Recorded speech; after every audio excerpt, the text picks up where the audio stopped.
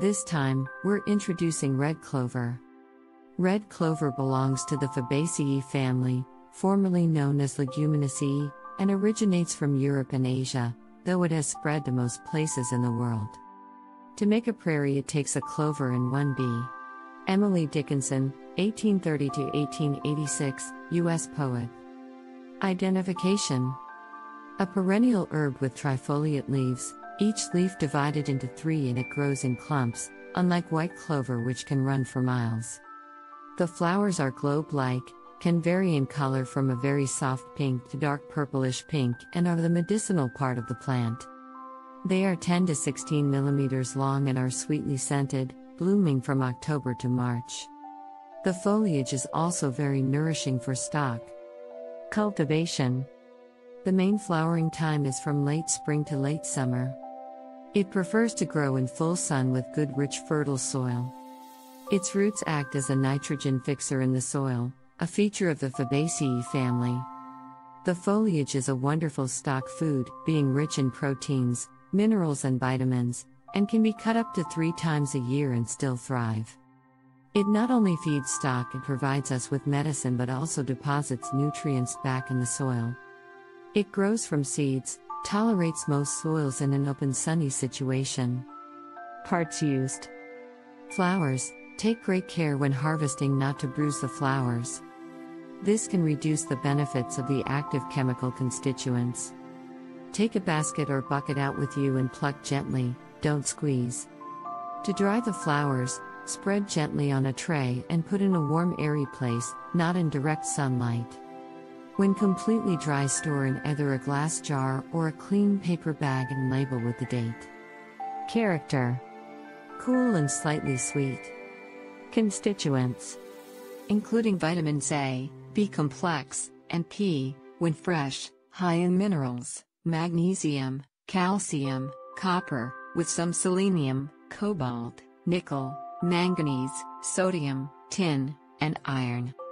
Flavonoids which act as antioxidants, isoflavones, including genistein, biochanin A, diatin, isotropholin, isoramitin, pratol, pratensol, trifolin and trifolirisen, trifoliene, glycitine, cholicosin, trifoside, pratensane, prunetin, pseudobaptigonine, phenolic glycosides, coumarins, including coumarin, coumestrol and medicagal, hentriocontane, heptacosane, murysyl alcohol and bisetosterol, isoramidin glucosides, cyanogenic glycosides, procyanidin polymers, cis-clovamide, trans-caffeic and cis-caffeic acids, phasic acid, fats, galactoglucomannan, furfuryl, resins and mineral salts.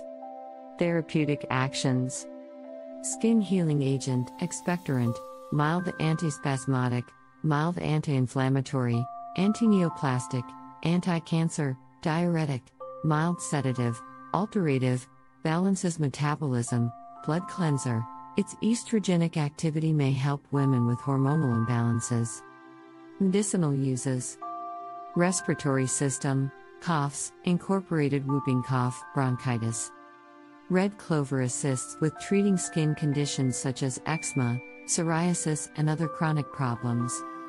It is considered a blood tonic, cleansing the body when taken internally. Your skin is the largest organ of elimination in your body, and if you are not processing waste well via the digestive system and liver, your skin may develop rashes, itching and scaly patches. Red clover assists with improving metabolic functions. Topically, the freshly crushed flowers can be used on stings and insect bites. Assists soothing coughs, bronchitis and whooping cough. For this, the flowers are made into a syrup. They can be used topically for relief, as a wash, compress or a cream. Use a compress for arthritic pains, gout and athlete's foot. Taken internally, it soothes the nerves and promotes calm sleep. It is considered to assist with the treatment for infertility. Traditionally, red clover has been used as a treatment for cancer, especially breast, ovarian and lymphatic. Recent research is supporting the traditional uses for cancer. Science is validating old wives. See caution, red clover trifolium protens. Take as a tincture, infusion or syrup, especially for colds. Infusion as an eye bath for conjunctivitis. Dosage. Infusion: pour boiling water over fresh or dried flowers and cover. Leave standing until it reaches drinking temperature. Take care to strain liquid well first. Sweeten with a little honey if desired. 1 to 2 cups daily for 1 to 2 weeks in spring and autumn. It is not advisable to take continuously. Tincture: take 10 to 20 ml per week. A small dose when compared to many other herbs. Externally, a strong decoction can be used as an eye wash for conjunctivitis and to remove dust or grit from the eye. Compress: place either fresh or dried flowers, see following, in a small bowl, pour boiling water over to just cover. Cover with a lid and leave to infuse until cool enough to put on the skin. Hot compress for arthritis, room temperature for eczema or psoriasis. You can also place the flowers in a flannel or small towel, wet with the infused water and place on the affected area. Red clover cough syrup. Use 100 milliliters of infusion/decoction to a 100 grams sugar. Use white sugar, as it is less likely to ferment. Warm infusion/decoction. Stir in sugar until completely dissolved, cool and pour into sterilized bottles and stop with a cork. Refrigerate to lessen chance of fermentation. Honey or raw sugar can be used, but will ferment more rapidly, okay if being used quickly. Dose 5 to 10 milliliters 3x daily. Contraindications and cautions. This is considered a safe herb, though it is advised, because of its estrogenic activity, to be avoided by women with estrogen-dominant cancers, though it is considered to be anti-cancer and early research has indicated it may be a useful treatment for prostate cancer. Other uses. A yellow dye is obtained from the flowers. Culinary. The seeds can be sprouted and served as a salad vegetable. Make sure they are not chemically treated though. Folklore and mysticism. Red clover has much interesting history in folklore. Some of its folk names include honey, honey stalks, trefoil, part trefoil, red shamrock, cowgrass, pea vine clover. Other attributes to red clover are gender, masculine, planet, Mercury, element, air, deity, Rowan. Powers, protection, money, love, fidelity, exorcism, and added to bath water is said to aid you in dealing with financial arrangements. Known to be used in lust potions and is sprinkled to remove negative spirits. The Romans used this herb widely, in Pliny, born AD 23, recommended it to be used to treat urinary stones and dropsy.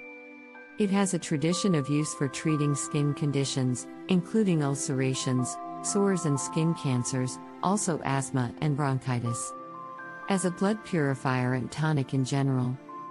Back to Eden, written by Jethro Kloss, 1863 to 1946, records uses of red clover in early colonial America. Kloss was a pioneer of promoting whole foods and vegetarianism. Red clover is one of the ingredients of the controversial Hoxsey cancer treatment, developed by Harry Hoxsey in the 1920s. The formula was developed after his grandfather observed what sick horses grazed on to restore their health. The early Christians looked at the symbolism of plants and associated the 3-lobed leaves with the Trinity. Such an interesting herb, so well worth growing. It is under the dominion of the sun, and if it were used, it would be found as great a strengthener of the heart, and cherisher of the vital spirits as grows, relieving the body against fainting and swoonings, fortifying it against poison and pestilence, defending the heart against the noisome vapors of the spleen. Nicholas Culpeper, 1616–1654, English herbalist. Advisory note: this text is given a general guidance. If any adverse reactions occur or symptoms persist, please contact a qualified medical herbalist or doctor immediately.